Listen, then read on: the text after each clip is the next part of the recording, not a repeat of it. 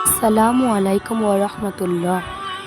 হাসরের মাঠে অত্যন্ত কড়াকড়ি সহিত বেনামাজির হিসাব লয়া হইবে এবং আল্লাহ পাকের গজবের কহরের শাস্তি তাহারা উপর নাজিল করা হইবে এবং অত্যন্ত অপমানের সাথে লাঞ্ছিতভাবে বেনামাজিকে জাহান্নামে নিক্ষেপ করা হইবে।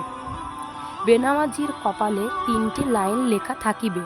প্রথম লাইনে লেখা থাকিবে, হে আল্লাহর হক নষ্টকারী। দ্বিতীয় লাইনে লেখা থাকিবে, হে আল্লাহর গজবের পাত্র। তৃতীয় লাইনে লেখা থাকিবে, হে দুনিয়াতে যেভাবে তুমি আল্লাহর হক নষ্ট করিয়াছ, আজ তেমনি তুমিও আল্লাহর রহমত হইতে বঞ্চিত।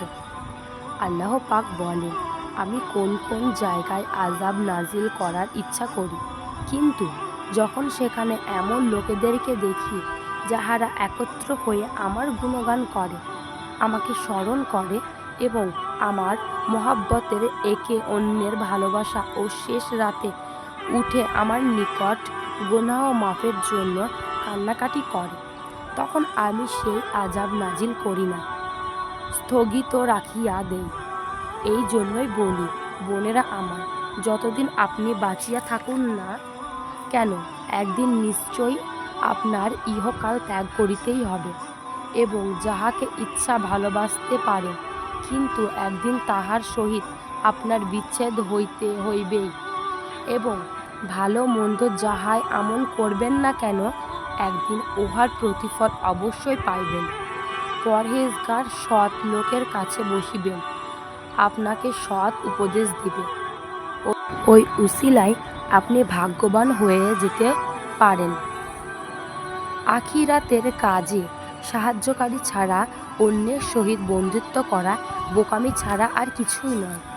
হুজুর সাল্লাল্লাহু আলাইহি ওয়াসাল্লাম বলেন, ওগো আমার উম্মতগণ, যদি বাঁচতে চাও আলেম হও।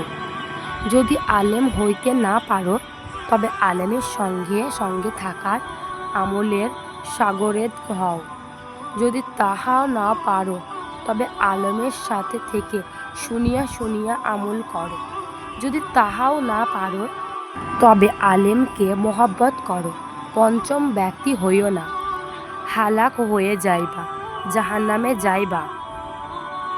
যাহারা আলেমের সাথী হয় নাই, শয়তান তাদের সাথী হয়ে থাকবে।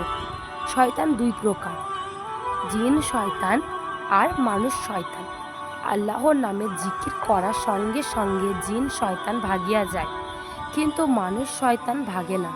ওই মানুষ শয়তানের কাছে কখনো বসিও না, তোমার ইমানকে লুটিয়া নেবে। মাওলানা কেমরান আলী সাহেব বলেন, বদকার বন্ধু হইতে ভাগিয়া যাও। বদকার বন্ধু কাল সাপের চেয়েও খারাপ।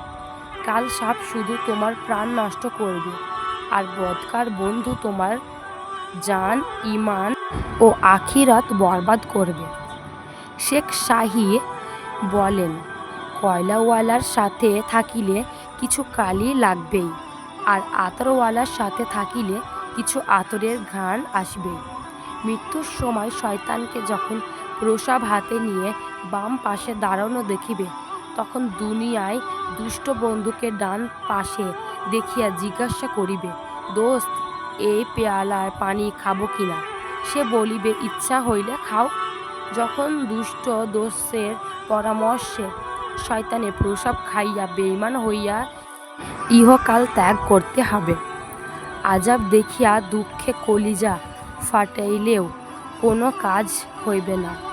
দুনিয়াতে কোনো নেককার ইমানদারের সাথে দুস্তি না থাকলে ওই বিপদের সময় কোনো ইমানদারকে ডান পাশে পাইবে না।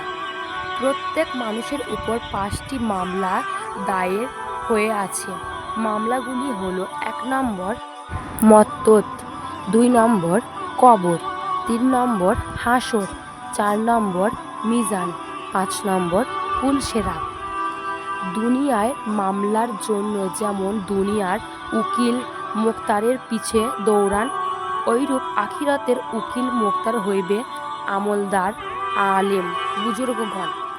তাই তাহাদের পিছনে দৌড়ানো লাগবে। একমাত্র তারাই হাসরের ময়দানে শাফাআত করিয়ে পারিবেন। যত বড় রাজা বাদশাহ দুনিয়াতে থাকুক না কেন, তাহারা কাহাকেই সাফায়াত করিবে পারিবে না। বাদশাহী তখনও মামলাদারের মাল দৌলত ছাড়িয়া কবরে একা চলিয়া যাইতে হইবে, সঙ্গে কিছুই নিতে পারিবে না। আল্লাহ পাকের আউলিগণ বহু মালামাল সঙ্গে নিয়ে যাইবেন এবং আখিরাতে বাদশাহী করিবেন। বোনেরা আমার, দুনিয়ায় মা বাবা যাহা কিছু মাল দৌলত, টাকা পয়সা, ধন সম্পদ দিয়েছেন, আপনি দুনিয়ায় ছাড়িয়া যাইবার সময় কোনো একটা মাল সঙ্গে নিয়া যাইতে পারবে না। আমরা খালি হাতে দুনিয়া ছাড়তে হইবে। আর আপনার আখিরাতের মুরব্বী ওস্তাদ যাহা দিবেন, ইহাই হইবে আখিরাতের সম্বল। আল্লাহ পাক কুরআন শরীফের মধ্যে বলেন, কুনু মা'আস সাদিকিন, অর্থ তোমরা সত্যবাদী মুমিনগণের সাথী হও। তাওবা আয়াত নম্বর 119। যেখানে খাঁটি আলেম পায়, তাহাদের সঙ্গে যাতায়াত চলাফেরা কথাবার্তা এত বেশি করো যে হাসরের মাঠ দেখা মাত্রই তিনি তোমাকে চিনতে পারেন। আল্লাহ পাক আরও বলেন, ওয়াবতাগু ইলাইহি ওয়াসিলাত, আমাকে পাওয়ার জন্য ওসিলা ধরো। সূরা মায়েদা আয়াত নং 35। সেই আলেমের মধ্যেই এলেম শরিয়ত ও এলেমে মারেফত, দুই এলেম আছে। সেই আলেমকেই নবীর ওয়ারেসের মধ্যে ধরা হইবে।